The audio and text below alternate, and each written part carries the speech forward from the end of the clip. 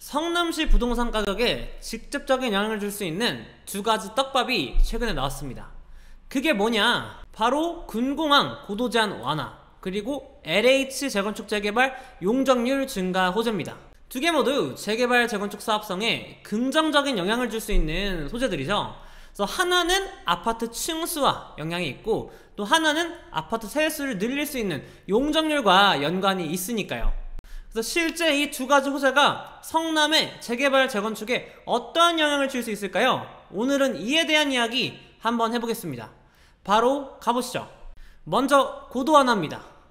여러분들, 이번에 고도완화의 핵심은요, 이 비행안전 6구역으로 바뀌는 곳들이에요. 6구역으로. 그래서 분당 쪽은 야탑, 임해가 있고, 또 성남 원도심은 많습니다. 뭐 복정, 신흥, 태평, 성남, 여수, 하대원 뭐 이런 곳들 다 포함이 돼요. 그래서 먼저 분당 쪽부터 한번 살펴볼게요. 이 지도가 분당 야탑 임해동 쪽에서 비행안전 6구역으로 고도완화 해당된 지역들입니다. 그래서 이쪽이 제가 뉴스에서 캡처해온 사진이고, 이쪽이 제가 호갱농로로 가져온 사진이에요. 그래서 이쪽 라인들, 성남역하고 임해역 사이에 있는 이 아파트 단지들이 영향권이라고 보시면 될 것 같아요. 그래서 추가 건축 가능 층수가 5층에서 최대 21층까지 늘어나게 되면서 이제 높이가 48층 높이까지 아파트를 지을 수 있겠다라고 하더라고요. 그래서 이 정도면요, 용적률 손해 없이, 그러니까 세대수 손해 없이 지을 수 있는 최대입니다.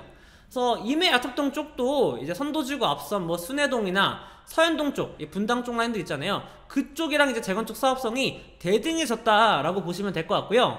이래서 최근에 이쪽 동네가 호가가 몇 억씩 뛰었냐라는 것이 바로 이 이유 때문입니다. 그래서 기존의 고도 제한 때문에, 층수 제한 때문에 저평가됐던 부분이 가격이 다시 회복을 한 거예요. 그래서 분당, 야탑, 임해동은 이번에 고도완화에 따른 호재가 맞다라고 보시면 됩니다.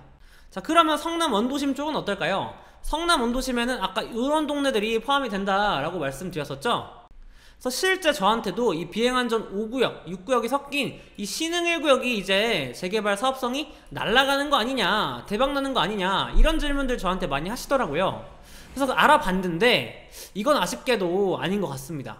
신흥 1구역 주민대표회에서 확인한 내용이 있는데, 이번 고도완화 조치가 신흥 1구역 재개발 사업성에는 정말 미미한 수준이다 라고 발표를 하더라고요.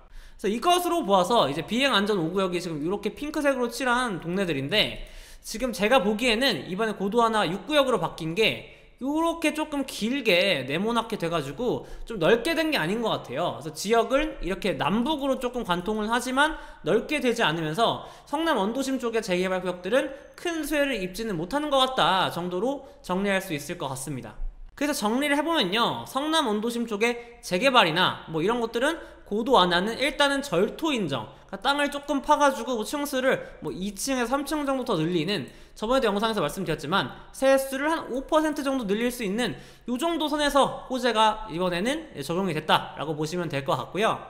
고도완화 관련해서는 분당 신도시, 그 중에서도 임해 야탑동이 가장 큰 수혜를 보았다라고 보시면 될 것 같습니다. 네, 그 다음 LH 재건축 재개발 내용입니다.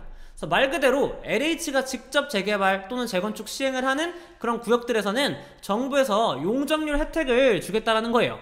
그래서 이게 성남 재개발 어디, 분당 재건축 어디에 호재냐, 이런 질문들이 많았었는데요. 제가 이에 대해 말씀드리면, 먼저 성남 원도심에서는 그 재개발 구역들 중에서 신흥 3, 태평 3, 상대원 3구역이 LH로 이제 사업 시행자 지정을 했거나 지정을 하고 있거든요. 그래서 이쪽에 수혜를 받을 것 같고요. 뭐 수진일이 신흥 1구역이 왜 적용 안 되는지는 뒤에서 말씀드리겠습니다. 그리고 분당 쪽에서는 이 목련마을 쪽이 야탑동에 있는 목련마을, 여기가 예비사업 시행자로 이제 LH를 지정했는데 여기가 일단 대상이 될 것 같습니다. 그래서 어떤 부분들이 좋아지는 거냐 말씀드리게 되면은 이 용적률이죠. 말 그대로 이게 세수가 기존에는 이제 법적 상한은 1.2배까지 혜택을 줬었는데 이제부터는 1.3배까지 우리가 늘려주겠다, 이런 기사가 나왔어요. 그래서 그만큼 사업성이 늘어난 거고, 그만큼 추가 분담금이 줄어들 수 있는 가능성이 늘어나게 된 겁니다. 그래서 이렇게 되면은 성남시에서 기존에 LH로 지정된 구역들이나, 그리고 앞으로 LH로 사업시행자를 지정할 재개발 재건축 구역들은 수혜를 볼 가능성이 높아졌다는 거예요. 근데 물론 지금 LH 지정된 모든 구역이 다 수혜를 보는 건 아닙니다. 그래서 기사를 보게 되면은 법 시행 이후 3년 동안만, 그러니까 지금부터 3년이니까 2028년까지 LH를 사업 시행자로 지정한 곳들만 적용이 된다라고 보시면 될 것 같고, 또 기존의 뭐 투기과열지구, 뭐 이제 용산이나 강남구 이런 것들은 안 되는 거고요. 또 아쉽게도 이미 사업 시행가를 받았거나 또 신청한 사업장은 LH 혜택을 받지 못한다. 그러니까 용적률 1.3배 혜택은 보지 못한다라고 보시면 될 것 같아요. 그래서 아까 성남재개발 수진일 신흥일은 거기도 LH인데 왜 안 되냐라고 말씀드리면은, 이것들은 이미 사업 시행가를 받았거나 또 신청했기 때문에 적용을 못 받는다라고 보시면 될 것 같습니다. 근데 뭐 어차피 물론 이 두 구역은 고도 제한 때문에 용적률을 다 써먹을 수도 없어요, 저봤자. 그래서 수준일 신흥일은 어차피 큰 호재가 아니기 때문에 그냥 진행을 한 것이다 라고 보면 될 듯 합니다. 그래서 다시 보면요, 이렇게 수혜를 받을 수 있는 성남재개발 구역들 또는 분당 뭐 목련마을이나 앞으로 추가 지정할 분당 재건축 단지들, 특히 LH로 하는 곳들 중에서는 잘하면은 추가적인 시세 프리미엄, 가격 상승 효과가 있을 수도 있을 것 같아요. 용적률 증가로 추가 분담금이 감소한 만큼, 그리고 환급금이 증가한 만큼 이 부분만큼 집주인들이 시세에 반영을 할 수 있는 거니까요. 그래서 정리해보면요, 이번 LH 재개발, 그러니까 재개발 재건축 용적률 증가는 조금 입지가 성남 내에서 애매하고 또 층수 제한이 없는 이 두 가지 조건을 갖춘 구역들이다 라고 하면은 꽤 크게 좀 장점이라고 보여질 수 있을 것 같고, 수혜를 입을 수 있을 것 같다 라고 보여집니다. 제가 이렇게 보는 이유는 용적률이 늘어난 만큼 이게 임대 아파트를 조금 더 많이 지어야 되는 사업 구조거든요. 그렇기 때문에 분당의 어떤 역세권, 핵심지 같은 경우는 어차피 하이엔드로 짓고 일반 분양가를 극대화시킬 수가 있잖아요. 그래서 그런 곳들 입장에서는 이렇게 임대를 늘리면서까지 할 이유는 없을 것 같고, 다만 조금 역에서 멀다, 분당 단지 중에서, 또는 성남 원도심의 재개발 구역들이다, 그런 곳들은 어디라도 사업성 늘어나는 게, 그러니까 임대가 늘더라도 총세수가 늘어나는 것들이 더 큰 장점으로 다가오기 때문에 오히려 저는 좀 입지 애매한, 좀 층수 제한 없는 이런 곳들이 이번 LH 용적률 혜택을 많이 볼 것이다 라고 예측을 하겠습니다.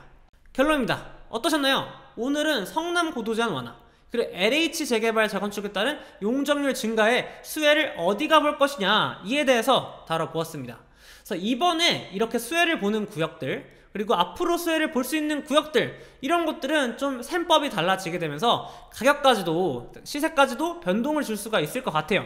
그래서 투자자 입장에서도 이런 점들까지 고려해서 투자를 해나가야 될 것 같고요. 오늘 영상은 여기서 마치도록 하겠습니다. 지금까지 홈즈 이종우 대표였고요. 다음에도 더 좋은 영상으로 돌아오도록 할게요. 감사합니다.